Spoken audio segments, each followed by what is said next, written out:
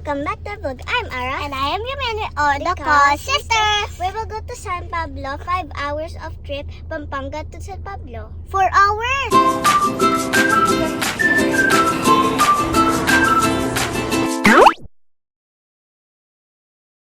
Ang Santa Claus nyo ay parang pagod. I asked Mommy why Santa Claus like that. Parang ayaw ni Santa Claus magpa-picture.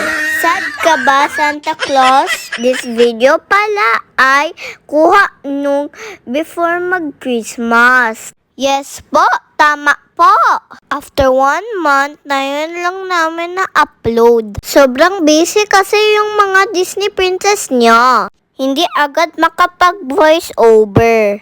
Ang daming ganap kasi ng Christmas. Party here, party there, party everywhere. Ang daming ganap, 'di ba? So we are here pala at Nepo, sa may bazaar namin. Dahil nakita namin si Santa Claus, gusto namin mag-picture-picture. O 'di ba, model yarn? At yung tita namin hindi nagpahuli. Tuhad diya day picture food. Ang sexy parang artista. Sana all.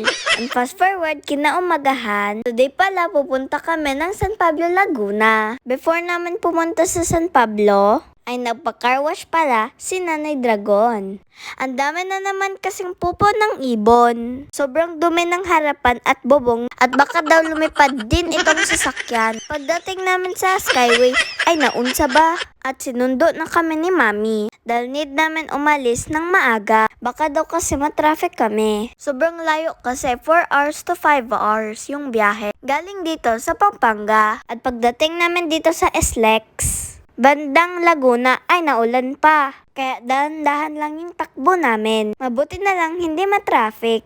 At maaga kami nakarating sa garden ng aming mamila. Sobrang happy ng mamila namin. Dahil dito daw kami mag-spend ng Christmas. 60 birthday niya kasi. At nagsama-sama ang buong pamilya. At mabuti na lang pumayag si Appa. At first time namin hindi siya makasama sa Pasko. It's okay basta kasama daw namin siya sa New Year. Basta mag-enjoy lang daw kami sa bakasyon. So we stay here for 3 days. Sobrang happy namin dahil nandito pala yung pinsan namin si Esang, si Jaren at si Kuya Mori. This time pala malakas yung ulan. Habang nagluluto ng barbecue si Daddy Imbet at saka si Mamila, ay nababasa na sila ng ulan. Kala may anak Mamila sa barbecue. At kami naman ay nagstay sa loob ng bahay ni Mami Michelle at naggawa pala kami ng bracelet para kay Mamila. Dahil maligali kids kami at dahil hindi kami mapakali, we do some activities na lang. At kasama namin dito si Esang. Ang dami namin ginawa na bracelet. Sabi namin ibenta namin to. Mga business-minded yarn. Mana sa Nanay Dragon. Mindset ba? Mindset. And our Tito Frank is helping me making the Lego flower. I want to give it kasi to Mamila. At ang dalawa namin, Nanay Dragon, ay nag-concert na. Feel na feel ang swim pag share mo, oy.